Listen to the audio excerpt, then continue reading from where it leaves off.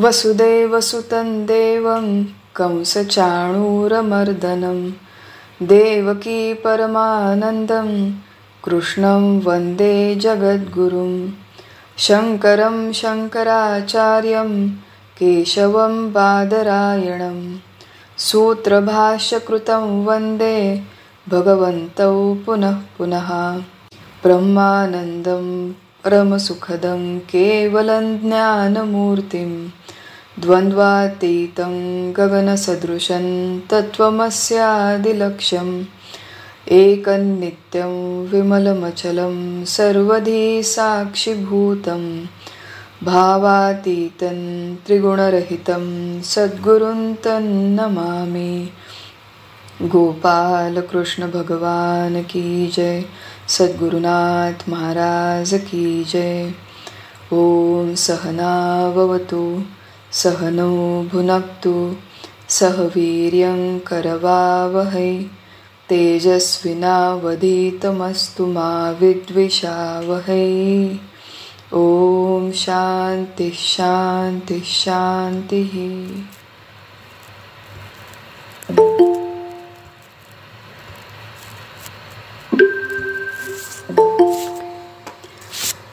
सर्वांना प्रणाम, सर्वांना वंदन करते।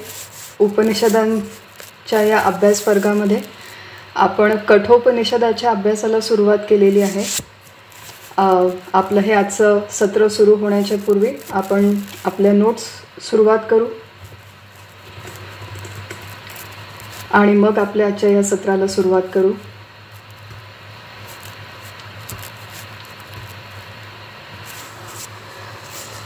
कठोपनिषद याचा अभ्यास करण्यासाठी आपण मागच्या सत्रामध्ये सुरुवात केली होती। सर्व उपनिषद ही वेदांच्या अंतर्गत येतात। वेद शब्दाचा अर्थ ज्ञान असा आहे। आपण सगळ्यात पहिल्या सत्रामध्ये बघितलं होतं। कोणतं ज्ञान? आत्मज्ञान, ब्रह्मज्ञान अथवा आत्मविद्या। वेदांचं महत्त्व, वेदांची विशेषता कशामध्ये आहे की जे ज्ञान आपल्या ज्ञानेंद्रियांनी जाणणं शक्य नाही, डोळ्यांनी पाहून ज्या तत्वाला जाणणं शक्य नाही, कानाने ऐकून ज्या तत्वाला जाणणं शक्य नाही, त्वचेने स्पर्श करून, नाकाने वास घेऊन, कुठल्याही ज्ञानेंद्रियांनी ज्या तत्वाला जाणणं शक्य नाही, अंतःकरण मन बुद्धीने ज्या तत्वाला जाणणे शक्य नाही, ते तत्व आहे आणि ते मीच आहे, तेच माझं स्वरूप आहे, असं अतींद्रिय आणि अत्यंत सूक्ष्म ज्ञान करून देणं ही वेदांची विशेषता आहे। आणि वेदांची ही सर्व विशेषता मुख्यतः त्याच्या ज्ञानकांडामध्ये म्हणजे वेदांतामध्ये, उपनिषदांच्यामध्ये आलेली आहे।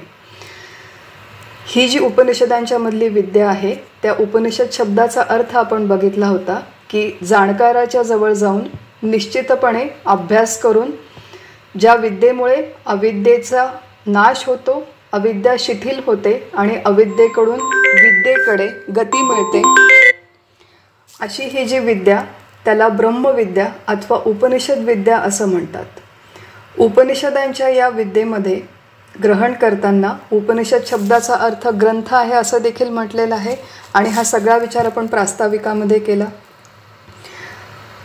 कठोपनिषदाला सुरुवात करताना कठोपनिषदाची ओळख आपण करून घेतली की हे कृष्ण यजुर्वेदीय उपनिषद आहे। उपनिषदांच्या वेदांच्या अंताला म्हणजे वेदांच्या शेवटी येणारं हे उपनिषद कृष्ण यजुर्वेदीय उपनिषद आहे। याच्यामध्ये प्रत्येकी 2 अध्याय आहेत आणि प्रत्येक अध्यायामध्ये 3 वल्ली अथवा 3 विभाग आहेत। शांतिपाठ धरून एकूण कठोपनिषदामध्ये 120 मंत्र आहेत आणि कठ ऋषी या उपनिषदांचे द्रष्टे आहेत। द्रष्टे आहेत कारण की आपण ऋषींना उपनिषदांचे द्रष्टे म्हणतो, कारण की प्रगाढ ध्यानावस्थेमध्ये त्यांना हे उपनिषदांचे मंत्र ऐकू आले, श्रुती मंत्र ऐकू आले, म्हणून उपनिषदांच्या मंत्रांना श्रुती म्हणतो आणि ज्या ऋषींना ते ऐकू आले त्यांना आपण त्याचे द्रष्टे म्हणतो। तर कठ ऋषी याचे द्रष्टे आहे असं म्हणले जातं। कठोपनिषदाचा शांतिपाठ अतिशय प्रसिद्ध आहे। ओम सहनाववतु सहनौ भुनक्तु सह वीर्यं करवावहै तेजस्विनावधीतमस्तु मा विद्विषावहै। ओम शांती शांती शांती। या शांतिपाठाचा आपण विस्ताराने विचार केला होता। हे परमात्मा म्हणजे सगुण ईश्वरा, हे ईश्वरा तू आम्हा दोघांचं म्हणजे कोणत्या दोघांचं? तर आचार्य आणि शिष्य या दोघांचं, अथवा वक्ता आणि श्रोता या दोघांचंही तू रक्षण कर. तू आम्हा दोघांचंही बरोबरीने पोषण कर. आम्ही दोघांनीही शक्ती संपादन करू दे, शक्ती जोपासन करू दे. कोणती शक्ती? तर आचार्यांना प्रबोधन शक्ती आणि शिष्यांनी आकलन शक्ती जोपासू दे. आम्हा दोघांची ही विद्या तेजस्वी असो आणि आम्हा दोघांच्यामध्ये कुठल्याही प्रकारचा द्वेष नसो, अशा प्रकारची एक प्रार्थना, विनंती इथे परमात्म्याला केलेली आहे, ईश्वराला केलेली आहे. या विनंतीमध्ये स्वतःच्या प्रयत्नाचा एक फार मोठा भाग आहे. केवळ ईश्वराकडे याचना करून, प्रार्थना करून आपल्यामधला द्वेष, मत्सर कमी होणं शक्य नाही. आपल्या बुद्धीची आकलन शक्ती वाढणं शक्य नाही. रक्षण आणि पोषण कर असं आपण जेव्हा भगवंताला म्हणतो तेव्हा रक्षण आणि पोषण शब्दाचे वेगळे वेगळे अर्थ आहेत. बघा, एखादं लहान मूल असतं तेव्हा त्या लहान मुलाचं आपण रक्षण करतो म्हणजे काय? की मूल झोपलं असेल आणि आजूबाजूला काही पाखरू आलं, डास आले तर आपण त्यांना हाकलून लावतो. एखादं कुत्रा आला, एखादं कोणी पक्षी प्राणी आला तर आपण त्यांना हाकलून लावतो. म्हणजे त्या मुलाचं आपण रक्षण करतो. आणि मुलाचं पोषण करतो म्हणजे काय? की त्याला आपण दूध पाजतो, त्याला आपण गुटी देतो, चांगलं अन्न देतो, म्हणजे मुलाचं पोषण करतो. जसं त्या मुलाचं रक्षण आणि पोषण करण्याची प्रक्रिया आहे, तशीच इथे उपनिषदांच्या अभ्यासाच्या आधी आपलं शरीर, आपलं मन, आपली बुद्धी, आपली श्रद्धा या सर्वांचं रक्षण होणं आणि पोषण होणं अपेक्षित आहे. मनाचं रक्षण होणं म्हणजे जे काही सगळे विकार आहेत, अत्यंत अधिक राग, द्वेष, मत्सर, लोभ या सगळ्या विकारांनी आपल्या आतमध्ये एंट्री करू नये. आपल्या त्यांच्यापासून रक्षण व्हावं मनाचं. शरीराचं रक्षण व्याधींपासून व्हावं. आपल्या जीवनाचं रक्षण संकटांपासून व्हावं, अशी ही रक्षणासाठीची याचना आहे. आणि पोषणासाठीची वेगळी एक प्रार्थना आहे की आमच्या मनाचं, आमच्या शरीराचं, आमच्या अंतःकरणाचं, आमच्या श्रद्धेचं देखील तू पोषण कर, अशी आपण भगवंताकडे प्रार्थना करतो. आणि भगवंताकडे प्रार्थना करण्याच्या आधी आपण स्वतः देखील ते प्रयत्न करतो. आणि प्रयत्न केल्यावर त्याला फळ देण्याचं काम भगवंताचं आहे. हा सगळा विचार आपण शांतीपाठामध्ये बघितला होता. आणि मग शांती मंत्रामध्ये 3 वेळेस शांतीचा उच्चार येतो. 3 वेळेस काय येतो? कारण की मानवी जीवनामध्ये एकूण 3 प्रकारचे ताप आहेत असं मानलं जातं. आध्यात्मिक ताप, आदिभौतिक ताप आणि आदिदैविक ताप. आध्यात्मिक ताप म्हणजे आपल्या स्थूल आणि सूक्ष्म देहाशी निगडित ताप. आदिभौतिक ताप म्हणजे पंचमहाभूत अथवा इतर सृष्टीच्या घटकांपासून होणारे ताप. आणि आदिदैविक ताप म्हणजे मृत्यूपश्चात सूक्ष्म देहाला स्वर्गामध्ये अथवा नरकामध्ये होणारे ताप. या 3ही तापांपासून आम्हाला शांती मिळो, अशी एक भगवंताकडे प्रार्थना केलेली आहे. केवळ प्रार्थना करून ही शांती आपल्याला मिळणार नाही. त्याच्यासाठी ती आपल्याला विचारपूर्वक, साधनापूर्वक कमावणं आवश्यक आहे. आणि हा सगळा विचार आपण मागच्या सत्रामध्ये केला.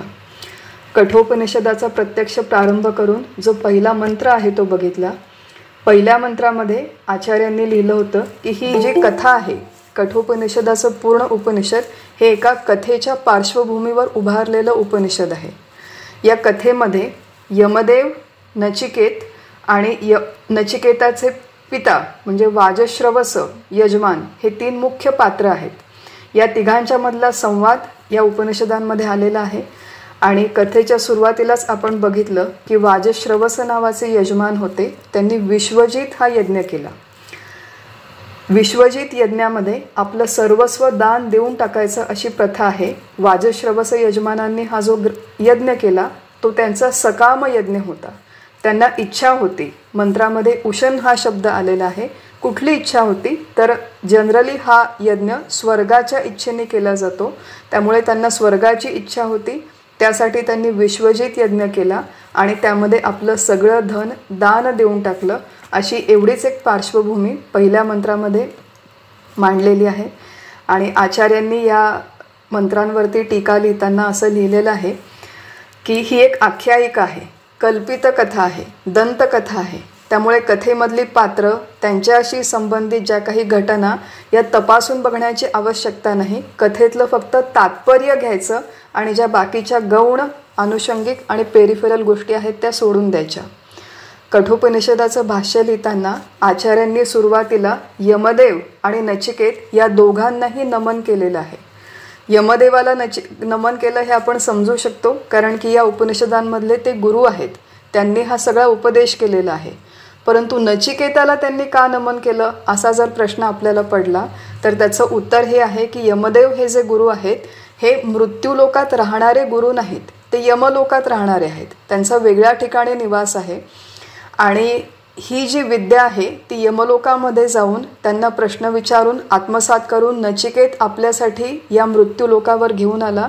म्हणून नचिकेताचंही ज्यांनी हे इतके विचारपूर्वक प्रश्न विचारले गुरुदेवांना, त्यामुळे नचिकेताचं देखील तितकंच महत्त्व आहे. नचिकेत आणि यमदेव या दोघांनाही नमन करून या उपनिषदाची सुरुवात होते, जी पहिल्या मंत्रापासून झालेली आहे. आणि आज आपण दुसऱ्या मंत्रापासून हे उपनिषद पुढे शिकायला सुरुवात करू. दुसऱ्या मंत्राचा देखील आपण वाचला होता अर्थ, की ब्राह्मण आपापल्या दक्षिणा म्हणजे गायी नेत असताना कुमार नचिकेतानी ते बघितलं, त्याच्या मनामध्ये श्रद्धा, आस्तिक्य बुद्धी म्हणजे आपल्या पित्याचे हित व्हावे ही भावना उत्पन्न झाली व तो विचार करू लागला. काय विचार करू लागला तो तिसऱ्या मंत्रात दिलेला आहे. तिसऱ्या मंत्रामध्ये म्हणतात, पीतोदका जगधतृणा दुग्धदोहा निरींद्रियाः अनंदा नाम ते लोकास तान स गच्छती ता ददत. काय विचार करतो नचिकेता की पीतोदका ज्या गायींचे पाणी पिऊन झालेले आहे, जगधतृणा ज्यांचे चारा खाणे संपलेले आहे, दुग्धदोहा ज्यांचे दूध आटलेले आहेत, ज्यांची इंद्रिये क्षीण झालेली आहेत, प्रजनन शक्ती कमी झालेली आहे, अशा गायी ठरवून जाणून बुजून दान म्हणून देणारा व्यक्ती आनंद शून्य लोकात जातो, असा हा तिसऱ्या मंत्राचा अर्थ आहे. आणि दुसऱ्या आणि तिसऱ्या मंत्राचं एकत्रित विवेचन आपण आता थोडंसं बघूया की ह्या दोन मंत्र आणि या मंत्राचे जे अर्थ आहेत त्याच्यामागे नेमकी काय भूमिका आहे, याच्यातून आपण नेमकं काय शिकायला हवं. आपण सुरुवातीलाच विचार केला होता की ही कथा एक आख्यायिका आहे, त्याच्यामुळे इतर पेरिफेरल प्रश्न न विचारता जे कथेचं तात्पर्य आहे आणि त्याच्यातून मी काय शिकू शकते, याच्यामधल्या कुठल्या गोष्टी मला ॲप्लिकेबल आहेत हे समजावून घेणं जास्त आवश्यक आहे.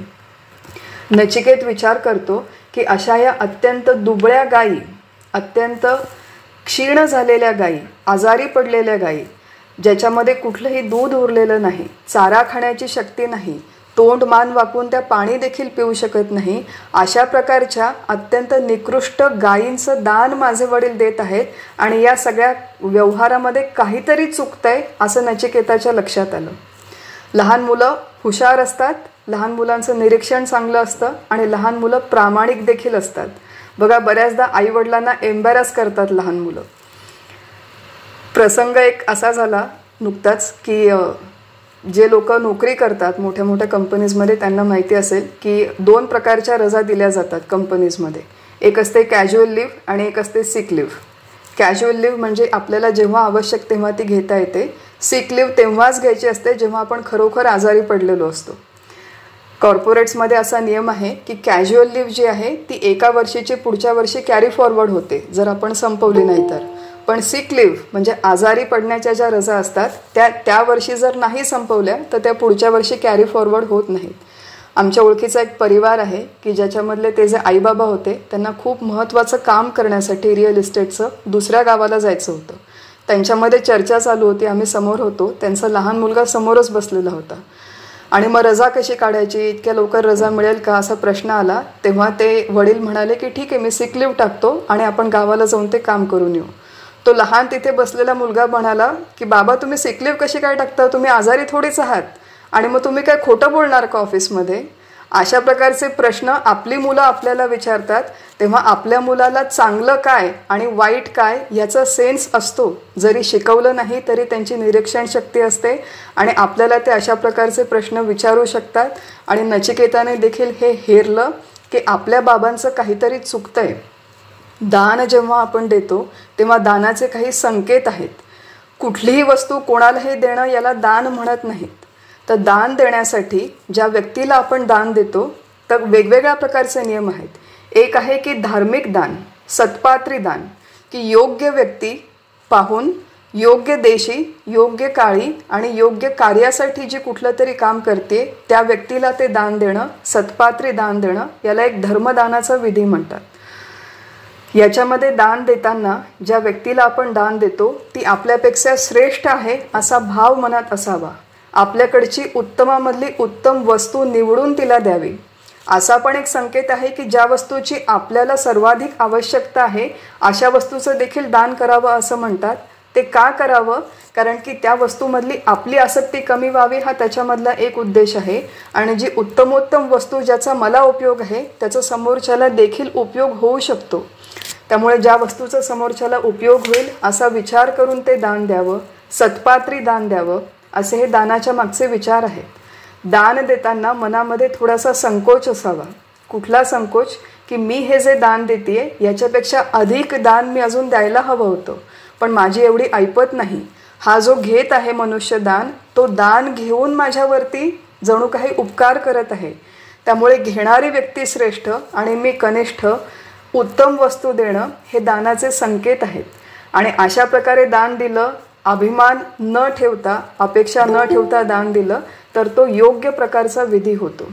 याच्याशिवाय दुसराही एक प्रकारचं दान दिलं जातं ज्याला भक्तीच्या दृष्टीने दिलेलं ज्ञान, किंवा त्याच्यामध्ये सत्पात्री दान न बघता जी व्यक्ती येईल आणि तिला जे हवं असेल तिच्यामध्ये ईश्वरच आहे, केवळ भगवंत आहे असं बघून त्या दृष्टीने तिला दान देणं आणि त्याच्यामध्ये चांगल्या वाईटाचा विचार न करता दान देणं. केवळ तो एक भगवंत आहे आणि त्याची मी एक गरज पूर्ण करत आहे अशा दृष्टीने देखील दान देता येतं.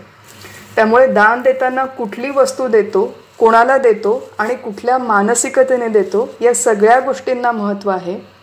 नचिकेत जो तिथे बसून बघत होता त्याला लक्षात आलं की आपल्या वडिलांचं काहीतरी चुकतंय आणि त्याला हे लक्षात आलं. आता त्याला दानाचे एवढे टेक्निकल डिटेल्स माहिती होते की नाही हे आपल्याला माहिती नाही, पण हे चुकतंय एवढं त्याच्या लक्षात आलं. आणि आपले वडील हा जो यज्ञ करतायत हो स्वर्गात जाण्यासाठी करतायत, पण स्वर्गात जाणं तर दूर राहिलं. अशा प्रकारे त्यांनी भाकड आणि आजारी गाय दिल्या तर ते नरकात जातील किंवा आनंद शून्य लोकांमध्ये जातील असा त्याच्या मनामध्ये विचार आला. आणि बघा, हा जो या पूर्ण मंत्रामध्ये 3 शब्द महत्त्वाचे आहेत. एक आहे कुमार, दुसरा आहे श्रद्धा आणि तिसरा आहे अमन्यत. की हा जो नचिकेत जो हे निरीक्षण करत होता आणि विचार करत होता तो एक कुमारवयीन बालक होता. कमी वर्षाचा छोटासा मुलगा होता, 7-8 किंवा 9-10 वर्षांचा मुलगा आहे. त्याच्या मनामध्ये श्रद्धा आविवेश, श्रद्धेने म्हणजे आस्तिक्य बुद्धीने प्रवेश केला आणि अमन्यत म्हणजे तो विचार करू लागला. श्रद्धा, आस्तिक्य बुद्धी आणि विचार हे महत्त्वाचे शब्द इथे मंत्रांमध्ये आलेले आहेत. आणि हे मंत्र काय सूचित करतात की नचिकेत या परमार्थाचा आणि उपनिषद विद्येचा अधिकारी होता आणि या परमार्थाच्या अधिकाराकडे इथे निर्देश केलेला आहे. बघा, आपण सुरुवातीला जेव्हा उपनिषदांचे अनुबंध चतुष्टय बघितले होते तेव्हा आपण अधिकारी कोण याचा विचार केला होता. तिथे आपण एवढाच विचार केला होता की ज्या व्यक्तीच्या मनात स्वतःचं कल्याण व्हावं अशी इच्छा उत्पन्न झाली, निर्माण झाली, तो व्यक्ती परमार्थाचा उपनिषद विद्येचा अधिकारी आहे. पण ही अगदी बेसिक, अतिशय मूलभूत व्याख्या आहे. माझ्या मनामध्ये इच्छा निर्माण झाली की माझं कल्याण व्हावं, पण त्या दिशेने मी काही प्रत्यक्ष प्रगती केली नाही, हातपाय हलवले नाही, तर माझी प्रगती होईल का? मला असं वाटतंय मी डॉक्टर व्हावं. नुसता इथे बसून विचार केल्याने मी डॉक्टर होईल का? मला असं वाटतंय की मला खूप छान उकडीचे मोदक करता यावेत. नुसतं इथे बसून विचार केला की मला यावेत, तसं करून उकडीचे मोदक येणार नाहीत. त्याच्यासाठी प्रत्यक्ष उठावं लागतं, प्रत्यक्ष जाऊन हातपाय हलवून प्रयत्न करावे लागतात. तसं माझं या पारमार्थिक दृष्टीने कल्याण व्हावं एवढं वाटून चालत नाही, तर त्याच्यासाठी परमार्थाचा लागणारा जो अधिकार आहे तो अधिकार विकसित करावा लागतो. कल्याणाची इच्छा अतिशय प्राथमिक आहे, पण त्याच्या पुढे देखील अधिकार आहे. याच्या पुढे ही जी काही विद्या यमदेव नचिकेताला सांगणार आहेत ती अतींद्रिय विद्या आहे, सूक्ष्म विद्या आहे, इंद्रिय अगोचर विद्या आहे.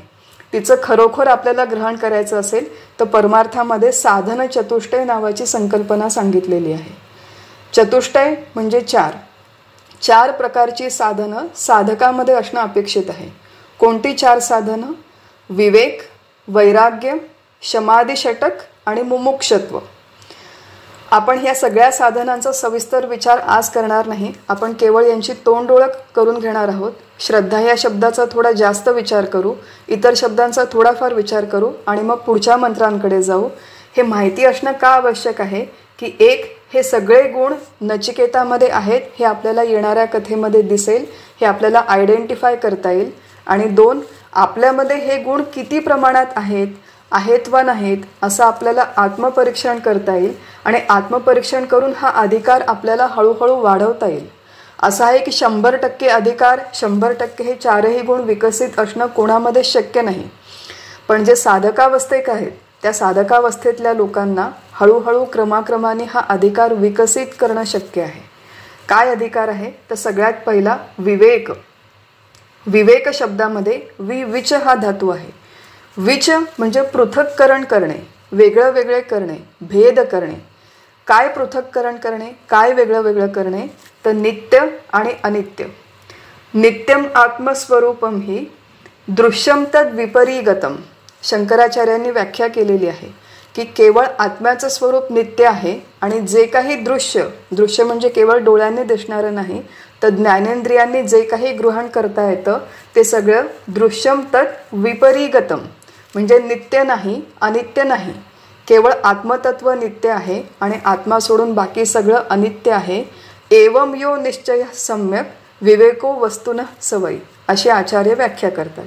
विवेक शब्दाची व्याख्या वेगवेगळ्या ग्रंथांमध्ये थोड्याफार वेगळ्या शब्दांमध्ये केलेली आहे, पण त्याचा अंडरलाईन मेसेज हाच आहे की नित्य आणि अनित्य या 2 गोष्टी ओळखणं आणि त्यांना विचारांनी वेगळं वेगळं करणं याला विवेक असं म्हणतात. आता आत्मा वगैरे अजून आपल्याला माहिती नाही, थोडंफार आपण श्रवण केलेलं आहे, परंतु आत्मा नित्य आहे हे आपल्याला शास्त्रीय भाषेमध्ये जरी माहिती नसलं तरी आपल्या दैनंदिन जीवनामध्ये ज्या प्रकारचं आपण जीवन जगतो त्याच्यामध्ये हे जे काही आपला व्यवहार चालू आहे तो अशाश्वत आहे, अनित्य आहे. हे संपूर्ण जग परिवर्तनशील आहे आणि या सगळ्या गतिशील परिवर्तनशील जीवनात याच्या मागे असणारं कुठलं तरी एक स्थिर तत्व, शाश्वत तत्व, नित्य तत्व असणं शक्य आहे. असं एक इंट्युटिव्ह अंडरस्टँडिंग तरी माणसाला हवं. ज्याला परमार्थ करायचा आहे, ज्याला ही विद्या खरंच शिकायची आहे, त्याच्यामध्ये माझ्या या जीवनाचं स्वरूप काय आहे, हे सगळं अशाश्वत असंच आहे. ज्याला एक जगरहाटी म्हणतात बघा, की आपण सगळेजण एका विशिष्ट प्रकारच्या प्रवाहपतिताचं जीवन जगतो. प्रवाहपतिताचं जीवन म्हणजे काय? जन्माला आल्यावर शिक्षण घेतलं, मोठी झाले, नोकरी केली, लग्न झालं, मुलं झाले. 2 मुलं झाल्यावरती मी आपल्या स्वतःच्या तब्येतीची, हेल्थची खूप काळजी घेतली, योगा केला, प्राणायाम केला, कोलेस्ट्रॉल चांगलं ठेवलं, BP चांगलं ठेवलं, वजन वाढू दिलं नाही, सगळं व्यवस्थित छान time to time up to date केलं. आणि त्याच्यानंतर हे सगळं केल्याच्या नंतर मुलं मोठी झाली, मुलं चांगली शिकली, त्यांचं शिक्षण झालं, त्याचं लग्न झालं, पतवंड झाली, नातवंड झाली. थोडंफार या मधल्या काळामध्ये मी समाजकार्य केलं, अनाथाश्रमात जाऊन सेवा केली, वृद्धाश्रमात केली, एखाद्या NGOमध्ये केली, थोडाफार परमार्थाचा अभ्यास केला, गीता वाचली, पाठ केली. आणि असं करत करत जेव्हा वृद्धावस्था आली त्या वृद्धावस्थेमध्ये मुलं नातवंड पतवंड, मुलं नातवंड पतवंड असा त्यांचा जप करत करत शेवटी हा देह सोडून दिला. याला परमार्थाच्या दृष्टीने प्रवाहपतिताचं जीवन म्हणतात. की अशा प्रकारे जन्माला येऊन थोडंफार काहीतरी प्रापंचिक पारमार्थिक कार्य करून हा देह सोडून देणं एवढंच या जीवनाचं उद्देश आहे का? एवढ्याच कारणासाठी मी जन्माला आले का? या जीवनाचं खरं स्वरूप काय आहे? याच्यामध्ये काही शाश्वत तत्व आहे का? हा सगळा एक केवळ हेतुशून्य गोंधळ चाललेला आहे? असे थोडेफार तरी प्रश्न आपल्या मनामध्ये निर्माण होणं ही त्या विवेकाची सुरुवात आहे. हा किमान एवढा थोडाफार विवेक आपल्यामध्ये असणं आवश्यक आहे.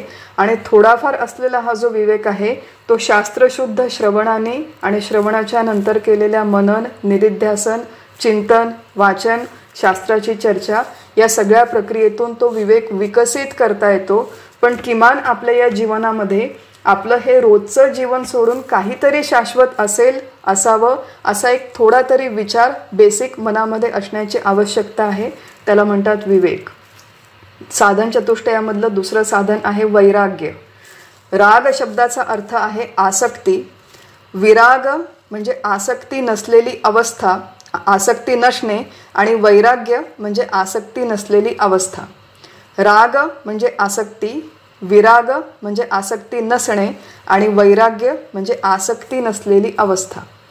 आसक्ती शब्दाचा अर्थ आहे आपल्या सोप्या भाषेमध्ये अनावश्यक केलेलं प्रेम, अनावश्यक एखाद्या गोष्टीला, व्यक्ती, वस्तू, घटनेला चिकटून बसणं त्याला म्हणतात आसक्ती. आणि वैराग्य म्हणजे त्या विषयामध्ये नसलेली आसक्ती, अनावश्यक प्रेम न करणं. ज्या ज्या गोष्टींचा, विषयांचा आपण आज उपभोग घेतो त्याचा थोडा तरी कंटाळा येणं. आरती म्हणतो आपण देवीची, लोलो लागला अंबेचा, भेदाभेद कैचा, आला कंटाळा विषयांचा. बघा, देवाच्या समोर जेव्हा उभं राहून आपण अशा प्रकारे आरती म्हणतो तेव्हा थोडा तरी त्या माध्यमातून, उपासनेच्या आरतीच्या माध्यमातून या दृश्य विश्वाच्या अनित्यत्वाचा विचार आपल्या मनामध्ये यावा आणि किमान याच्यातलं अनित्यत्व जाणून तरी या विषयांचा कंटाळा हवा, अशी एक अपेक्षा आहे मनामध्ये. आणि असा थोडा तरी कंटाळा येणं अपेक्षित आहे. रामदास स्वामींना हा कंटाळा आला होता. स्वजन जनधनाचा व्यर्थम्या स्वार्थ केला, असं रामदास स्वामी म्हणाले. अनुदिनी अनुतापे तापलो रामराया, पुरे पुरे आता प्रपंच पाहणे, असं ज्ञानेश्वर माऊली म्हणाले. आपले हे जे सगळे संत होते यांना हे जे दृश्य विश्व आहे आणि हे जे आपलं गतानुगतिक एक आपण जगरहाटीमध्ये जे चाललेलो आहोत, प्रवाहपतितासारखं चाललेलो आहोत, त्याचा थोडा तरी त्यांना कंटाळा आलेला होता. आणि तसा थोडासा का होईना पण कंटाळा येणं, वीट येणं की खूप झालं, आता पुरे झालं, आपण किती दिवस या सगळ्या मृगजळाच्या पाठीमागे धावतो आहोत, इतके आपण प्रयत्न केले पण शाश्वत सुख आपल्याला अजून मिळालं नाही, याच्या पलीकडे काय आहे ते शोधून बघू, अशा प्रकारचा हा वीट येणं याला म्हणतात वैराग्य. वेगवेगळ्या पद्धतीने हे वैराग्य मनामध्ये निर्माण होऊ शकतं. पुढच्या येणाऱ्या मंत्रांमध्ये त्याचं सविस्तर विवेचन होईल. पश्चात्तापातून वैराग्य निर्माण होतं, जसं वाल्मिकींना झालं.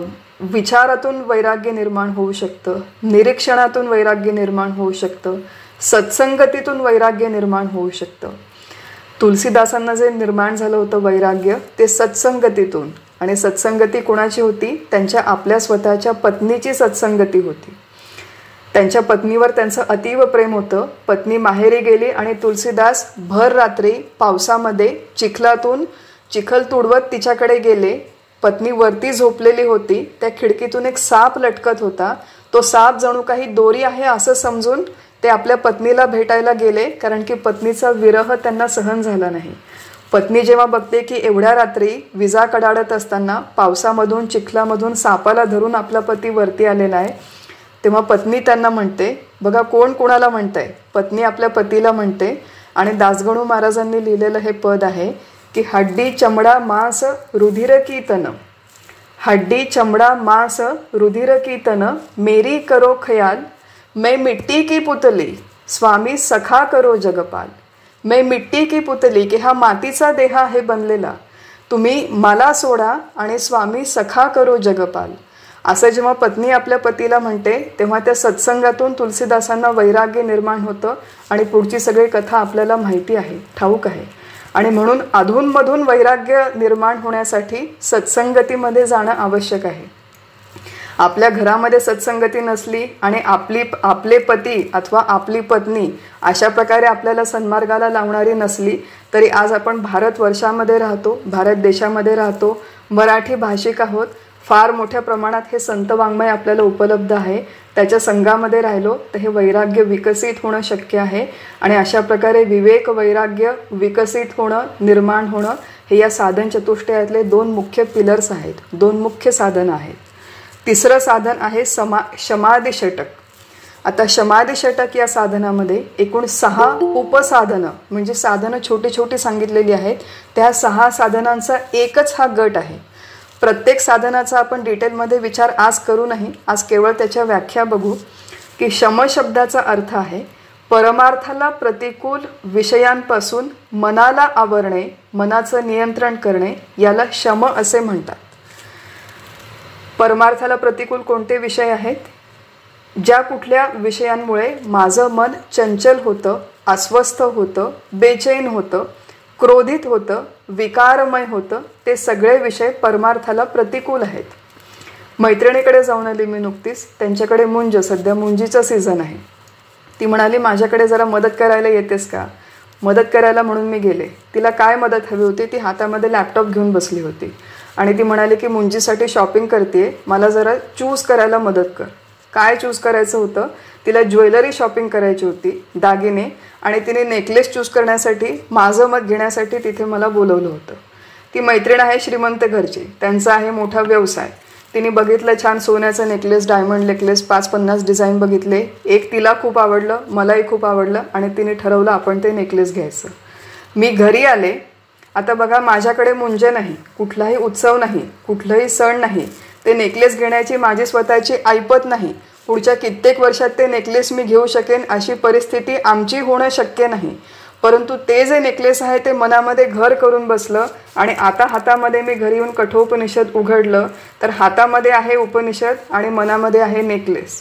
असं जोपर्यंत माझं मन अनियंत्रित आहे, कुठल्या तरी विषयामध्ये गुंतलेलं आहे, तोपर्यंत हातामध्ये कितीही उपनिषदांचे ग्रंथ घेतले तरी त्या ग्रंथाची विद्या आपल्या आतमध्ये शिरणार नाही. त्यामुळे परमार्थाला प्रतिकूल विषयांपासून मनाचं नियंत्रण करणं याला शम असे म्हणतात. दुसरं आहे साधन दम. परमार्थाला प्रतिकूल विषयांपासून इंद्रियांना नियंत्रण करणे. असं आहे की मनाला नियंत्रण करणं फार कठीण आहे. मन हे वायू तत्वाचं आणि रजोगुणाचं बनलेलं आहे असं आपलं शास्त्र म्हणतं. म्हणजे नेमकं काय हे आपण नंतर बघू. परंतु मनाला नियंत्रित करणं कठीण आहे. किमान इंद्रियांना नियंत्रित करणं शक्य आहे. इंद्रियांना नियंत्रित करणं म्हणजे ज्या विषयांच्यामुळे आपण डिस्टर्ब होतो, अस्वस्थ होतो, तिथपर्यंत ही इंद्रिय जाऊच द्यायची नाही. आता असं वाटतंय ना नेकलेस घ्यावं, तर परत वेबसाईटवर जाऊच नको, परत ते नेकलेसचं डिझाईन बघूच नको. रस्त्याने जाताना येताना जे मोठे मोठे बोर्ड्स लावलेले असतात, या आमच्याकडे या PNG पुन्हा गाठ गिळ आणि आमच्याकडचं नेकलेस घ्या, ते मोठे मोठे बिलबोर्ड बघूच नको, वर्तमानपत्रातल्या जाहिराती बघूच नको, कुठे काय सेल चाललाय याची चौकशी करूच नको. तो किमान या सगळ्या गोष्टींचं वाचन, श्रवण, ॲडव्हर्टाईज, जाहिराती बघणं आपण बंद केलं, इंद्रियांना जर आपण नियंत्रित केलं, इंद्रियांना जर आपण बांधून ठेवलं, तर त्याला म्हणतात दम साधणं. मनाला नियंत्रित करणं म्हणजे शम, इंद्रियांना नियंत्रित करणं म्हणजे दम. उपरम हा शब्द आहे तिसरं साधन. उपरम म्हणजे परमार्थाला प्रतिकूल जे विषय आहेत त्यांच्याबद्दल मनामध्ये कुठलाही तरंग निर्माण न होऊ देणं. बघा, उपरम हे अजून सूक्ष्म साधन आहे. उपरम या शब्दाचा एक अर्थ विधिवत संन्यास घेणे असा देखील होतो. आपण सगळे प्रापंचिक लोक आहोत, त्यामुळे आपण विधिवत संन्यास घेणार नाही. परंतु जर विषयांमधलं मिथ्यत्व, विषयांचं अनित्यत्व, विषय हे किती फिकल आहेत, किती क्षणभंगूर आहेत, हे जर आपल्याला हळूहळू कळलं, ते विषयांच्यामधलं सुख किती क्षणभंगूर आहे हे जर आपल्याला हळूहळू कळलं, तर मग उपरम साध्य होण्याची शक्यता आहे की त्या विषयाबद्दल मनामध्ये कुठलाही संकल्प निर्माण न होऊ देणं, त्या विषयापासून आपल्या मनाला, चित्ताला पूर्णपणे बाजूला ठेवणं, याला म्हणतात उपरम. चौथं साधन आहे श्रद्धा. आणि त्या श्रद्धेचा उल्लेख या मंत्रामध्ये आलेला आहे की नचिकेताच्या मनामध्ये श्रद्धा निर्माण झाली, श्रद्धा आविवेश, श्रद्धेचा प्रवेश झाला. आचार्यांनी याची व्याख्या करताना श्रद्धेला आस्तिक्य बुद्धी म्हटलेलं आहे. आहेपणा काय आहे तर श्रद्धेमध्ये वेगवेगळ्या पद्धतीने श्रद्धेचा विचार करता येतो. एक पारमार्थिक दृष्टीने श्रद्धेच्या काही टेक्निकल डेफिनेशन्स आहेत. श्रद्धा म्हणजे काय तर सत तत्वाचा धा म्हणजे बुद्धीमध्ये धारणा करणं, धी म्हणजे बुद्धीमध्ये धारणा करणं, दृढ धारणा करणं. सत तत्वाची बुद्धीमध्ये धारणा करणं याला श्रद्धा असे म्हणतात. सत तत्वाची धारणा करायची म्हणजे नेमकं काय करायचं की शास्त्रांमध्ये, गीतेमध्ये, उपनिषदांमध्ये, दासबोध, ज्ञानेश्वरी सारख्या ग्रंथांमध्ये सच्चित आनंद ब्रह्म नावाचं एक तत्व सांगितलं आहे. आणि असं एक त्रिकालाबाधित तत्व, शाश्वत तत्व खरंच आहे असं सुरुवातीला केवळ विश्वासाने, श्रद्धेने स्वीकारायचं. या शास्त्रवचनावर, संतवचनांवर विश्वास ठेवायचा की सत नावाचं तत्व आहे, हा श्रद्धेचा पहिला स्तर. दुसरं, ते वेदांमध्ये, उपनिषदांमध्ये आणि संतवाङ्मयांमध्ये सांगितलं तसंच आहे. मला वाटतं तसं ते तत्व नाही, तर जसं वाङ्मयात सांगितलं तसं ते तत्व आहे, हा श्रद्धेचा दुसरा स्तर. आणि श्रद्धेचा तिसरा स्तर ते मी आहे. सगळ्यात महत्त्वाचं, हा जो 5 फुटांचा देह आहे हे माझं खरं स्वरूप नाही, तर हे जे त्रिकालाबाधित सत तत्व शास्त्रामध्ये सांगितलेलं आहे, जे येत नाही, जात नाही, ज्याचा जन्मही होत नाही, ज्याचा मृत्यूही होत नाही, ते तत्व म्हणजे मी आहे असं शास्त्र मला सांगतं, असं संत मला सांगतात, असे माझे सद्गुरू मला सांगतात. हे सुरुवातीला केवळ त्यांच्यावरती विश्वास ठेवून स्वीकारणं, याला म्हणतात श्रद्धा, की ते मी आहे. आज आपल्याला अत्यंत दृढ धारणा आहे की हा देह म्हणजे मी आहे, परंतु शास्त्र आपल्याला सांगतं की हा देह म्हणजे तू नाही, तर सत म्हणजे तू आहे. तर ही झाली टेक्निकल परमार्थाच्या दृष्टीने श्रद्धा, की सत नावाचं तत्व आहे, ते वेद आणि संत वाङ्मयात सांगितलं तसं आहे आणि ते मी आहे. हे श्रद्धेचे 3 महत्त्वाचे स्तर आहे. याच्याशिवाय श्रद्धेचा जेव्हा आपण एका व्यावहारिक दृष्टीने विचार करतो तेव्हा अजून एक पद्धतीने विचार करतो की श्रद्धा म्हणजे सत नावाच्या तत्वामध्ये श्रद्धा असणं हा एक भाग झालं, पण दुसरा जो आहे की चांगुलपणावर श्रद्धा, चांगल्या जीवनातल्या गोष्टींवर श्रद्धा, की हे जीवन, मानवी जीवन, नरदेह मला मिळालेला चांगला आहे, चांगला असू शकतो. या जीवनात चांगले कर्म केले तर त्याचं चांगलं फळ मिळतं, वाईट कर्म केले तर त्याचं वाईट फळ मिळतं.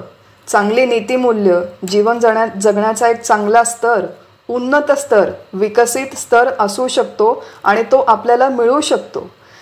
नचिकेताच्या मनामध्ये जी एक श्रद्धा उत्पन्न झाली होती, आस्तिक्य बुद्धी, की हे जे काही चाललं ते बरोबर नाही आणि याच्यापेक्षा चांगलं दुसरं काहीतरी आहे, हे जे काही आहे ते माझ्या वडिलांच्या हितामध्ये नाही, हे केलं तर माझ्या वडिलांचं अहित होईल, तर याच्यापेक्षा हितकारक काहीतरी आहे ते माझ्या वडिलांनी करावं, त्याच्यामुळे त्यांचं हित होईल, अशी आस्तिक्य बुद्धी, अशी श्रद्धा नचिकेताच्या मनामध्ये निर्माण झाली.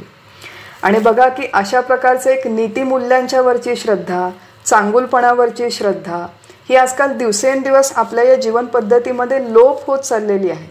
आता हे चांगलं आहे का वाईट आहे ही वेगळी गोष्ट आहे, परंतु मी एक नुकतीच डॉक्युमेंटरी बघितली आणि त्या डॉक्युमेंटरीमध्ये त्यांनी एक खूप छान संकल्पना सांगितली होती. संकल्पना काय होती की द मीन वर्ल्ड सिंड्रोम, म्हणजे हे जे जग आहे ते अत्यंत, जितकं हे जग वाईट आहे त्याच्यापेक्षा ते अधिक वाईट आहे असं सातत्याने वाटणं, त्याला म्हणतात मीन, द मीन वर्ल्ड सिंड्रोम. हे जे मीन वर्ल्ड सिंड्रोम नावाची एक संकल्पना आहे, ते 1970मध्ये अमेरिकेमध्ये एक डॉक्टर गर्बनर म्हणून एक गृहस्थ, एक सायंटिस्ट होऊन गेले. त्यांनी ही मीन वर्ल्ड सिंड्रोम नावाची संकल्पना कॉइन केली आणि त्यांनी काय सांगितलं की आजकाल आपण ज्या पद्धतीच्या बातम्या सातत्याने बघतो, वाचतो, आणि केवळ बातम्या नाही तर ज्या प्रकारचे सिनेमे बघतो, ज्या प्रकारचे सिरियल्स बघतो, त्याच्यामध्ये फार मोठ्या प्रमाणामध्ये नकारात्मक गोष्टी दाखवल्या जातात, हिंसा दाखवली जाते, लोक एकमेकांना लुबाडतायत, लोक एकमेकांना फसवतायत. अशा प्रकारच्या गोष्टी जेव्हा सातत्याने दाखवल्या जातात, सातत्याने आपण बघतो, तेव्हा त्याचा ह्युमन सायकॉलॉजीवरती कसा परिणाम होतो याचं सविस्तर विश्लेषण त्यांनी त्या डॉक्युमेंटरीमध्ये केलेलं होतं. आणि अतिशय त्याचा एक सुंदर त्यांनी निष्कर्ष काढलेला होता की सातत्याने जेव्हा आपण अशा प्रकारचा कंटेंट कन्झ्युम करतो तेव्हा आपली देखील वृत्ती संशयात्मक बनत जाते. बघा, आपण साधा प्रवास करतो, प्रवास करताना असं वाटतं की समोरचा हा जो शेजारचा माणूस आहे हा आपलं काहीतरी चोरूनच नेईल. घरामध्ये कोणीतरी नवीन व्यक्ती येते, काम करणारी बाई येते, नवीन काम करणारी बाई आली तर ही माझ्या घरातलं काहीतरी घेऊनच जाईल असाच विचार मनामध्ये येतो. नवीन अनोळखी व्यक्ती भेटली, तिच्याशी व्यवहार करायचा वेळ झाला तर ही मला लुबाडणार आहे, ही मला फसवणार आहे, ही काहीतरी चोरणार आहे, ही माझं काहीतरी नुकसान करणार आहे. अशा सतत एक संशयास्पद, निराशाजनक की हे जग खूप वाईट आहे, अशा प्रकारचा आपली एक मानसिकता होऊन जाते. बघा, जगामध्ये चांगल्या प्रवृत्तीचे लोक आहेत आणि वाईट प्रवृत्तीचे देखील लोक आहेत. त्यामुळे त्या डॉक्युमेंटरीमध्ये ते म्हणाले की असं नाही की जगामध्ये वाईट गोष्टी नाहीत, आज देखील जगामध्ये वाईट गोष्टी आहेत, पण तितक्याच चांगल्या गोष्टी देखील आहेत, तितक्याच चांगल्या घटना देखील होतात, तितकेच मदत करणारे लोक देखील आहे. परंतु अशा प्रकारचे लोक, अशा प्रकारच्या घटना रिपोर्ट केल्या जात नाही. केवळ ज्याच्यामध्ये हिंसा आहे, काहीतरी नकारात्मक आहे, अशा गोष्टी जास्त दाखवल्या जातात, त्या आपण जास्त बघतो. आणि म्हणून आपली ही जी वृत्ती आहे ही दिवसेंदिवस जास्त संशयास्पद बनत चाललेली आहे आणि चांगुलपणावरचा विश्वास आणि श्रद्धा आपली कमी होत आहे. त्यामुळे इथे हा जो आहे की नचिकेताचा विश्वास होता की ही कृती योग्य नाही आणि या कृतीचं फळ योग्य मिळणार नाही.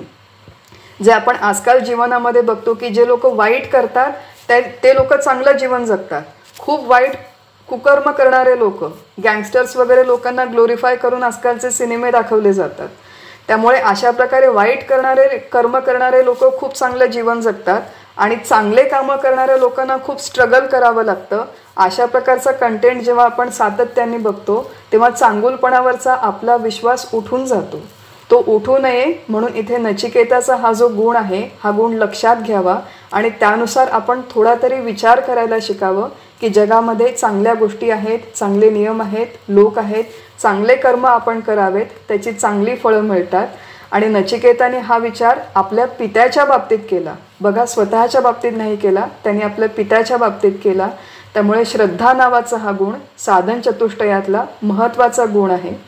उरलेले जे गुण आहेत, समाधान म्हणजे सम्यक आधान, चित्ताची अत्यंत संतुलित दशा. सम्यक आधान म्हणजे आपण व्यवहारात म्हणतो की मी खूप समाधानी आहे. म्हणजे काय की सगळे मुलं बाळं व्यवस्थित शिकलेले आहेत, नोकरी करतायत, अमेरिकेला गेला, एक युरोपमध्ये राहतो, एक लंडनमध्ये राहतो आणि त्यांचं लग्न झालं आहे, नातवंड आहेत आणि सगळं काही व्यवस्थित चालू आहे म्हणून मी खूप समाधानी आहे. हे जे व्यवहारातलं समाधान आहे ते सापेक्ष समाधान आहे. ते समाधान इथे अपेक्षित नाही. तर चित्ताचं सम्यक आधान, अत्यंत संतुलित दशा.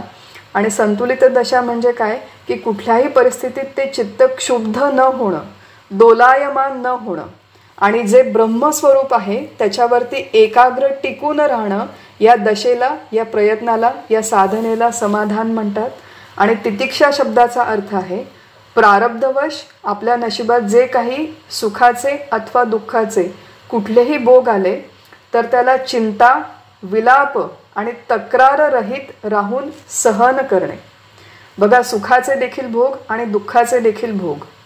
अपघात झाला, ॲक्सिडेंट झाला, ॲक्सिडेंट झाल्यावरती एखादं फ्रॅक्चर झालं, सहन करावंच लागतं. न सहन करून कुठे जातो, पण सहन करताना रडत पडत सहन करणं, दुसऱ्यांच्या नावाने खडे फोडत सहन करणं, कुरकुर किरकिर भुणभुण करत सहन करणं हे वेगळं आणि कुठल्याही प्रकारची चिंता, विलाप अथवा तक्रार न करता सहन करणं त्याला म्हणतात तितिक्षा.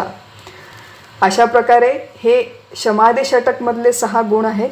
शम म्हणजे मनावर नियंत्रण, दम म्हणजे इंद्रियांवर नियंत्रण, उपरम म्हणजे एक तर विधिपूर्वक संन्यास अथवा प्रतिकूल विषयांची इच्छा मनामध्ये निर्माण न होऊ देणं, श्रद्धा म्हणजे आस्तिक्य बुद्धी, सत्तत्वाची बुद्धीमध्ये धारणा, चांगुलपणावर विश्वास, समाधान म्हणजे चित्ताची समतोल दशा आणि तितिक्षा म्हणजे सहनशक्ती, तक्रार न करता असलेली सहनशक्ती. हे झाले शमाधी षटकमधले 6 साधनं. आणि मुमुक्षुत्व म्हणजे मोक्षाची इच्छा. मोक्ष म्हणजे काय की मोक्ष म्हणजे आपल्याला सगळ्यांना माहिती आहे की जन्म मृत्यूच्या फेऱ्यातून सुटका. वारी वारी जन्म मरण ते वारी. दुर्गेच्या समोर आपण उभं राहतो आणि अनेक वेळेस दुर्गेला म्हणतो की तू माझं जन्म मरण वार. असं आपण कशाला म्हणतो याचा आपण कधी विचार करतो का? तर असं आहे की मोक्षाच्या संदर्भातली ही जी व्याख्या आहे जन्म मृत्यूच्या फेऱ्यातून सुटका, ही टेक्निकल व्याख्या आहे, ही बरोबर आहे, पण ही आपल्या फारशा कामाची नाही. मग मोक्ष म्हणजे आपल्या दृष्टीने कुठली व्याख्या महत्त्वाची आहे की जीवन मृत्यूच्या फेऱ्यातून सुटका ही व्याख्या महत्त्वाची नाही, तर मोक्ष म्हणजे जीवनमुक्ती. आज आत्ता या क्षणी पूर्ण आनंदात, निरपेक्ष आनंद, शांती, तृप्ती, समाधानात राहणे याला म्हणतात जीवनमुक्ती. देहामध्ये राहून देखील मी देह नाही, जगामध्ये वावर करताना देखील जग सत्य नाही आणि सगळ्या प्रकारची कर्तव्य कर्म उत्कृष्टपणे पार पाडत असताना मी करता भोगता नाही, अशी दृढ धारणा होऊन या देहामध्येच जीवन जगताना अत्यंत आनंदी जीवन जगणं ही जीवनमुक्तीची संकल्पना आपल्या वेदांतशास्त्राने मांडलेली आहे आणि तो खरा मोक्ष आहे. याची देही याची डोळा भोगू मुक्तीचा सोहळा. की आज आत्ता ज्या परिस्थितीमध्ये मी आहे, ज्या काळात मी आहे, ज्या देशात मी आहे, ज्या लोकांच्या मध्ये आहे, त्याच देशात, परिस्थितीत, काळात आणि लोकांच्या मध्ये कुठलाही दुःखाचा, निराशेचा, चिंतेचा सूर न येऊ देता अत्यंत निरपेक्ष आनंद, समाधान, तृप्ती आणि निर्भयतेने जीवन जगणं ही आपल्या मोक्षाची खरी व्याख्या आहे. ही जीवनमुक्तीची संकल्पना आहे. उपनिषदाचा आपण जसा अभ्यास पुढे पुढे करू तसे हे सगळे साधनं, या सगळ्या व्याख्या आपल्या अजून स्पष्ट होत जातील. पण हे सगळे गुण नचिकेतामध्ये होते आणि हे सगळे गुण आपल्यामध्ये थोड्याफार प्रमाणात आहेत निश्चितपणे, म्हणून आपण अशा प्रकारचा सत्संग करतो, अशा प्रकारचं श्रवण करण्यासाठी आपण उद्युक्त झालेलो आहोत. त्यामुळे फार मोठ्या प्रमाणात जरी नसले तरी थोडंफार पर्सेंटेज या परमार्थाच्या अधिकाराचं आपल्यामध्ये निश्चित आहे. थोड्याफार प्रमाणात आपण साधन चतुष्टय संपन्न निश्चित आहोत आणि हा जो काही आपला अधिकार आहे तो वाढवणं आपलं काम आहे. जितक्या प्रमाणात आपण हा अधिकार वाढवू तितक्या अधिक प्रमाणामध्ये या उपनिषदाची विद्या आपल्याला खऱ्या अर्थाने ग्रहण करता येईल आणि आपल्याला अनुभव करता येईल. तर अशा प्रकारे नचिकेताने हे सगळं बघितलं. नचिकेताने बघितलं की आपल्या वडिलांचं काहीतरी चुकतंय आणि असं केल्याच्या नंतर तो पुढे जाऊन आपल्या वडिलांशी जाऊन संभाषण करतो. नुसता त्याने एका जागी बसून विचार केला नाही, तर तिथे जाऊन त्यांनी प्रत्यक्ष आपल्या वडिलांना कन्फ्रंट केलं. आपल्या वडिलांशी जाऊन तो बोलला आणि काय म्हणाला, स होवाच पितरन तत कस्मै माम दास्यसीति द्वितीयन तृतीयन तम होवाच मृत्यवे त्वा ददामी इति. नचिकेत जाऊन आपल्या पित्याला म्हणाला, बाबा तुम्ही मला कोणाला देणार? त्याने असे 2-3 वेळेस विचारले. तेव्हा पिता म्हणाला, मी तुला मृत्यूला देऊन टाकेन. बघा, उपनिषदांच्या मधले हे जे मंत्र आहेत ते मंत्र आणि नुसते आपण अर्थ वाचले तर मधल्या बऱ्याच गोष्टींची संगती लागत नाही, कारण की ते वेगवेगळ्या गोष्टींचे आणि अतिशय तुटक अर्थ दिलेले मंत्र आहेत. परंतु आचार्यांनी जेव्हा याच्यावरती टीका लिहिली तेव्हा आचार्यांनी त्याच्यामधल्या फिल इन द ब्लँक्स केलेले आहेत, रिकाम्या जागा भरलेल्या आहेत की 2 याच्यामध्ये नेमकं काय झालं असेल किंवा काय झालं असावं. अशा प्रकारचं जे पेंट द पिक्चर असतं तसं पेंट द पिक्चर आचार्यांनी केलेलं आहे. आणि आचार्य सांगतात की नचिकेता हे सगळं बघतो प्रसंग आणि आपल्या पित्याकडे जाण्याच्या आधी नचिकेताच्या मनात नेमके अजून काय विचार आले की आपल्या पित्याचं चुकतं आहे. अशा प्रकारे त्यांनी दान करायला नको, याच्यामध्ये आपल्या पित्याचं हित नाही. एवढा मोठा यज्ञ त्यांनी केला आहे, एवढे मोठे पैसे खर्चून केला आहे, हा सगळा यज्ञ निष्फळ होईल. पूर्वीच्या काळी बघा, दान करताना अशी प्रथा होती की सर्वस्व दान करणं असं जरी म्हटलं असेल तरी जो गृहस्थ आहे त्याच्यामध्ये एक संकेत असा होता की त्याच्यावरती डिपेंडंट्स कोणी असतील, म्हणजे मुलगा, पत्नी अथवा माता पिता, तर संपूर्ण संपत्तीतला काही हिस्सा त्यांनी आपल्या पुत्राच्या किंवा जे आपली पत्नी आहे, माता पिता आहेत त्यांच्यापुरता थोडा हिस्सा काढून ठेवणं अपेक्षित होतं आणि उरलेली जी स्वतःच्या वाट्याला असलेली संपत्ती आहे ती सगळी दान करून टाकावी असा संकेत होता. नचिकेताने बघितलं की ह्या ज्या काही गायी आहेत तर त्या आपल्या बाबांनी चांगल्या गायी या माझ्या नावाने वेगळ्या काढून ठेवल्या, भाकड गायी स्वतःच्या नावावर घेतल्या आणि स्वतःच्या नावाने असलेल्या या भाकड क्षीण गायी आपले बाबा दान करतायत. आता हे लक्षात आल्यामुळे याच्यामध्ये चांगल्या गायी त्यांनी बाजूला ठेवून दिल्या. असं केलं तर त्यांचा यज्ञ हा निष्फळ होईल. हा सगळा त्याचा प्रकार लक्षात आला आणि आपल्या पित्याने जरी चूक केलेली असेल तरी माझं देखील पुत्र म्हणून काहीतरी कर्तव्य आहे, माझा स्वधर्म आहे. माझ्या पित्याचं असं घात होऊ नये, अहित होऊ नये, म्हणून आता मला काहीतरी केलं पाहिजे. मी काय केलं पाहिजे तर मी समर्पण केलं पाहिजे. मग आपले पिता जर सर्वस्वाचं दान करतायत, मी सुद्धा माझ्या बाबांचाच आहे, मग त्यांनी माझं देखील दान करावं असं सगळा विचार तो नचिकेत छोटासा कुमारवयीन मुलगा आपल्या मनामध्ये करतो आणि आपल्या वडिलांच्या जवळ जातो. आणि बघा की वडील खूप कामामध्ये असतात तेव्हा छोटासा मुलगा येऊन त्यांना विचारतो की बाबा हे करू का, ते करू का. आणि वडील खूप कामात असतील किंवा आई, हा काही फक्त वडिलांचा प्रश्न नाही आहे, आई किंवा वडील खूप कामात असतील तर जा रे जा रे असं 2दा-3दा म्हणतात. तसं नचिकेताच्या देखील बाबांनी म्हटलं की तू जा रे, इथे येऊ नकोस. पण त्यांनी एकदा विचारलं की सर्वस्वामध्ये मी पण येतो, तुम्ही मला कोणाला देणार? एकदा विचारलं, 2दा विचारलं, 3दा विचारलं. जेव्हा तो असं विचारत होता तेव्हा बघा बाबांच्या लक्षात आलं की आपलं काहीतरी चुकतंय. पण लक्षात आलं तरी चूक कबूल करण्याची बाबांची तयारी नव्हती, म्हणून ते रागारागाने एकदम म्हणून गेले की मी तुला मृत्यूला देऊन टाकतो. हा जो संपूर्ण प्रसंग आहे ती एक कथा आहे आणि कथेमधून आपण काय शिकायचं की सगळ्यात मुख्य नचिकेताची निरीक्षण शक्ती. निरीक्षण शक्ती नचिकेताची काय सांगते की तो धार्मिक विधी बघत बसला होता आणि ते बघताना तिथे काहीतरी चुकतंय हे त्याच्या लक्षात आलं.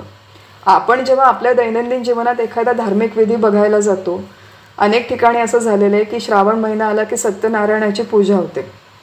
2-4 वेळेस असं झालं की मी 1-2 ठिकाणी गेले, त्यांनी मोठ्या प्रमाणावर सत्यनारायण केला होता, खूप लोकांना बोलावलं.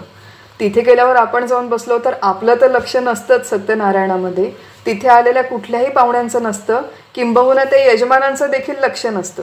ते गुरुजी तिथे बसतात, काहीतरी मंत्र सांगतात, हा देखील काहीतरी पुटपुटतो, मध्येच म्हणतो की अहो जरा आमचे फोटो काढा, मी पूजा करतोय, त्या फेसबुकवरती पोस्ट करायचे आहेत. मग फोटोमध्ये लक्ष, त्या डेकोरेशनमध्ये लक्ष, पूजा करता करता घशाला खूप कोरड पडली म्हणून चहा पाहिजे, पाणी पाहिजे, एक कॉफीचा ब्रेक पाहिजे, गुरुजींना देखील पाहिजे, यजमानांना देखील पाहिजे आणि पाहुण्यांना देखील पाहिजे. त्यामुळे तिथे विधी काय चालू आहेत इकडे कुणाचंही लक्ष नसतं. अशा यंत्रवत आपण आपल्या पूजा, आपले धार्मिक विधी करतो. नचिकेतासारखा लहान मुलगा खरं तर आपल्या वयाच्या मुलांबरोबर खेळायचं सोडून तिथे बसला, यज्ञ बघत होता. ते यज्ञ बघताना तिथली चूक त्याच्या लक्षात आली.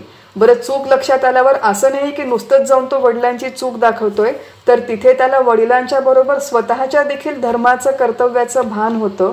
स्वतःच्या या कर्तव्याचं भान होतं, समर्पणाची वृत्ती होती. आणि सगळ्यात मुख्य की आपले पिता जे आपल्यापेक्षा वयाने आणि मानाने मोठे आहेत, त्यांचे दोष त्यांना ऑब्जेक्टिव्हली दाखवून देण्यासाठी जी तयारी हवी, जे धैर्य हवं, ते धैर्य नचिकेतामध्ये होतं.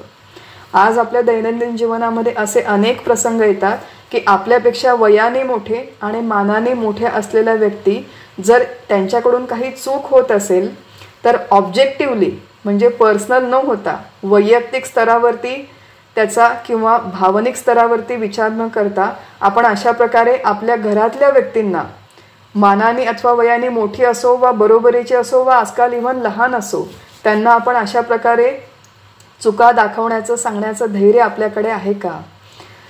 एक साधा प्रसंग आहे की आमच्या ओळखीचे एक मैत्रीण आहे, ती मैत्रीण मला सांगत होती प्रसंग की त्यांच्या घरामध्ये तिचं एक जो घराचा काही सेटअप आहे की नवरा मनाने खूप चांगला आहे, मदत करतो, प्रेमळ पण आहे, पण त्याचं आपल्या जिभेवरती नियंत्रण नाही. जिभेवरती नियंत्रण नाही म्हणजे काय की बोलता बोलता खूप अद्वा तद्वा बोलतो, क्वचित कधी शिवीगाळ देखील करतो. तर ती मैत्रीण मला सांगत होती की माझं लहान मूल आहे आणि माझं लहान मूल जेव्हा अशा प्रकारे ऐकतो की माझे बाबा माझ्या आईला अशा प्रकारे रागावतायत, ओरडतायत, शिवीगाळ करतायत, त्याचा वाईट परिणाम माझ्या मुलावरती होतो. आणि ती माझ्याशी कन्सल्ट करत होती की आता या सगळ्या गोष्टी मला माझ्या पतीला सांगायच्या, त्या मी कशा सांगू, कशा प्रकारे मी त्यांना समजावून सांगू की ज्याच्यामुळे त्यांना हे कळेल.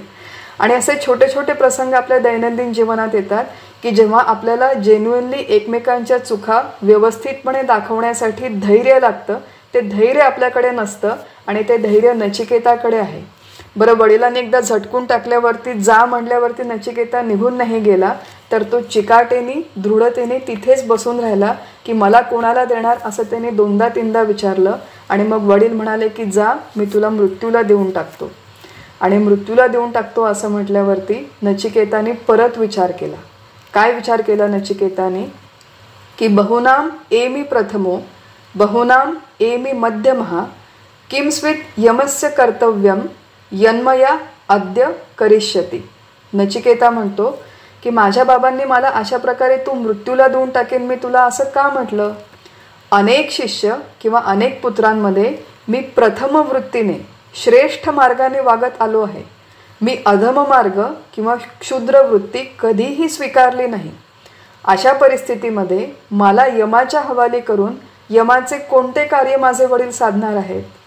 बघा, छोटासा मुलगा आहे, कुमारवयीन मुलगा आहे, पण किती सखोल आणि किती शांतपणे व्यवस्थित विचार करतोय की वडील रागावून मला म्हणाले की तुला मी मृत्यूला देऊन टाकतो, परंतु असे मी काय चूक केले की ज्याच्यामुळे ते मला यमाला देत आहेत? आणि तो म्हणतो की बघा की मी एकतर उत्तम प्रतीचा आहे किंवा मध्यम प्रतीचा शिष्य आहे किंवा पुत्र आहे. 3 प्रकारचे शिष्य आपल्या शास्त्रामध्ये सांगितलेले आहेत की उत्तम प्रकारचे शिष्य म्हणजे आपल्या सद्गुरूंचं केवळ मनोगत जाणून, केवळ संकेत जाणून त्याच्यानुसार जे व्यवहार करतात ते उत्तम शिष्य असतात. सद्गुरूंनी आज्ञा अथवा सूचना केल्याच्या नंतर त्याचं जे पालन करतात ते मध्यम स्तराचे शिष्य असतात. आणि सद्गुरूंनी आज्ञा करून देखील त्याचे पालन न करणारे जे असतात ते कनिष्ठ स्तराचे शिष्य असतात. आता आपण कुठल्या स्तराचे शिष्य आहोत अथवा पुत्र आहोत याचं प्रत्येकाने आपापलं स्वतः प्रामाणिकपणे परीक्षण करावं. आमचे सद्गुरू आहेत परमपूज्य डॉक्टर काका, त्यांनी सगळ्यांना आज्ञा दिलेली आहे की तुम्हाला जर या परमार्थामध्ये खरंच प्रगती करायची असेल, खरंच हे तत्त्वज्ञान आत्मसात करायचं असेल, खरंच मी देह नाही आणि मी ब्रह्म आहे अशी अनुभूती करायची असेल तर सगळ्या प्रकारच्या टी व्हीवरच्या कौटुंबिक सिरियल्स बघणं ताबडतोब बंद करा. ही त्यांची आम्हाला आज्ञा आहे. आता ही आज्ञा त्यांनी प्रत्यक्ष दिली असूनही आम्ही त्याचं पालन करतो का? कौटुंबिक टी व्ही सिरियल्स बघू नका असं जेव्हा आपले गुरु आपल्याला सांगतात त्याच्यामागे काय कारण असावं की आपण सुरुवातीला शांतीपाठ म्हटला. त्या शांतीपाठामध्ये म्हणलं होतं मा विद्विषावही, की आमच्या गुरु आणि शिष्यामध्ये एकमेकांच्या प्रती द्वेष नको. आणि आपण तेव्हा बघितलं होतं की ही द्वेषाची भावना केवळ गुरु शिष्यापुरती मर्यादित नसावी, तर ही सगळ्या लोकांच्या बाबतीत हाच नियम आहे की कुठल्याही व्यक्तीच्या बाबत माझ्या मनात द्वेष नको, तुलना नको, मत्सर नको. ज्या विकारांच्या पासून आपल्याला शांती हवी आहे, ज्याच्यासाठी आपण शांतीपाठ म्हणतो, शांतीमंत्र म्हणतो, ते विकार ज्याच्यामध्ये खच्चून भरलेले आहेत, अशा सिरियल जर आपण दिवसभर बघितल्या की ज्याच्यामध्ये सतत कोणीतरी कटकारस्थान करतंय, सतत कोणीतरी कोणाचा तरी द्वेष करतंय, बदला घेतंय, सूड घेतंय, मत्सर आहे, अशा सगळ्या सिरियल्स बघून जर आपण नंतर या कठोपनिषदाचं श्रवण केलं, वाचन केलं, तर हे जे काही चालू आहे त्याचं आत्मसात होणं कधीही शक्य नाही. मग आपल्या सद्गुरूंची आज्ञा आपण पालन करतो की नाही? बघा, जो खरा उत्तम प्रतीचा शिष्य आहे त्याला सांगण्याची देखील आवश्यकता पडू नये. केवळ नजरेने, केवळ संकेताने, केवळ सूचनेने किंवा नजर आणि संकेत जरी नसेल तरी केवळ आपल्या गुरूंना काय आवडतं आणि काय आवडत नाही असा विचार करून शिष्य जेव्हा वागतो तेव्हा तो सद्गुरूंचा खरा उत्तम शिष्य असतो. असे विवेकानंद होते आणि म्हणून ते विवेकानंद यावे असं सद्गुरूंना वाटायचं वारंवार. तर नचिकेत म्हणतो की ह्या 3 प्रकारांमध्ये मी एकतर उत्तम प्रकारचा आहे किंवा मी मध्यम प्रकारचा आहे. की विद्या आत्मसात करण्याच्या बाबतीत, वर्तमान वर्तणूक करण्याच्या बाबतीत मी उत्तम तऱ्हेचा आहे, मध्यम तऱ्हेचा आहे, पण मी कनिष्ठ निश्चितपणे नाही. मग अशा वेळेस मला त्या यमाला देऊन असं माझ्या वडिलांनी का बरं सांगितलं? कदाचित त्यांनी हे रागाच्या भरातच सांगितलं असेल. अशा प्रकारे जेव्हा नचिकेत विचार करतो तेव्हा नचिकेताचे कैक गुण आपल्याला दिसतात. की एक ज्याला आपण म्हणतो सेल्फ इस्टीम, इंग्लिशमध्ये खूप छान शब्द आहे, की आत्मसन्मान, आत्मविश्वास, स्वतःमधल्या चांगल्या गुणाची पारख असणं आणि स्वतःवरती विश्वास असणं, सेल्फ रेस्पेक्ट, सेल्फ इस्टीम आणि पॉझिटिव्ह, हेल्दी, चांगल्या प्रकारचं सेल्फ इस्टीम. बघा, नचिकेता जर आरोगंट असला असता, अहंकारी किंवा घमेंडी असला असता तर तो म्हणाला असता की मी फक्त उत्तम प्रकारचा शिष्य आहे, मला सगळ्या गोष्टी खूप छान जमतात, आय एक्सेल ॲट एव्हरीथिंग. पण तो असं नाही म्हणाला. तो म्हणाला की काही गोष्टी मला चांगल्या जमतात आणि काही गोष्टींमध्ये मी मध्यम आहे, पण मी कनिष्ठ नक्की नाही आहे. तर अशा प्रकारे एक सकारात्मक आत्मविश्वास, सकारात्मक आत्मसन्मान आपल्यामध्ये असावा. विनयशीलता, की काही गोष्टी मी मध्यम स्तरावरच्या करतो, मध्यम प्रतीने करतो, की सगळ्या गोष्टींमध्ये मी एक्सेल करत नाही, थोड्या गोष्टींमध्ये करतो, थोड्या गोष्टींमध्ये करत नाही. अशा प्रकारची विनयशीलता ही सगळी त्या नचिकेतामध्ये होती. असा अत्यंत गुणवान, विचारशील, साधन चतुष्टय संपन्न नचिकेत हा या कठोपनिषदातलं मुख्य पात्र आहे. मुख्य विचार करणारा आणि प्रश्न विचारणारा अतिशय चाणाक्ष मुलगा, चतुर मुलगा शिष्य म्हणून इथे मिळालेला आहे. आणि ह्याच्या पुढे 6व्या मंत्रापासून जी कथा आहे त्याच्यामध्ये हा नचिकेत प्रत्यक्ष यमलोकामध्ये जातो, यमदेवांच्या घरी जातो आणि त्या दोघांमधला हा जो संवाद आहे तो आपण पुढच्या सत्रापासून कंटिन्यू करू. आता नचिकेता यमलोकामध्ये कसा जातो, यमलोकामध्ये जाण्याचा मार्ग कोणता, तो खरंच अस्तित्वात आहे का, तो किती मीटर लांब आहे, किती स्पीडने गेलं म्हणजे आपण तिथे पोचतो, सायन्सने तो प्रूव्ह होतो का, यमलोकात गेलेला माणूस खरंच परत घरी येऊ शकतो का सदेह. अशा प्रकारचे कुठलेही पेरिफेरल प्रश्न आपल्याला या कथेमध्ये विचारायचे नाहीत. आपण मागच्याच वेळेस हा विचार केला होता की ज्ञानेश्वर माऊलींनी सांगितले, मंथुनी नवनीता तैसे घे अनंता, वाया व्यर्थ कथा सांडी मालू. ज्ञानेश्वर माऊली काय म्हणतात की कथा व्यर्थ आहे, मग कथेमधलं काय घ्या, मंथुनी नवनीता तैसे घे अनंता, की या संपूर्ण कथेमधल्या सगळ्या गौण गोष्टींचा त्याग करून फक्त नचिकेताचे गुण, त्याची साधन चतुष्टय संपन्नता, त्याचा आणि यमराजाचा संवाद आणि त्याच्यामधलं तत्वज्ञान, ते तत्वज्ञान मी कसं आत्मसात करू शकतो, या सगळ्या गोष्टींचा विचार आपण पुढच्या सत्रापासून करू. आज आपलं हे जे सत्र आहे ते आपण इथेच थांबू. हरिओम तत्सत. आपल्यापैकी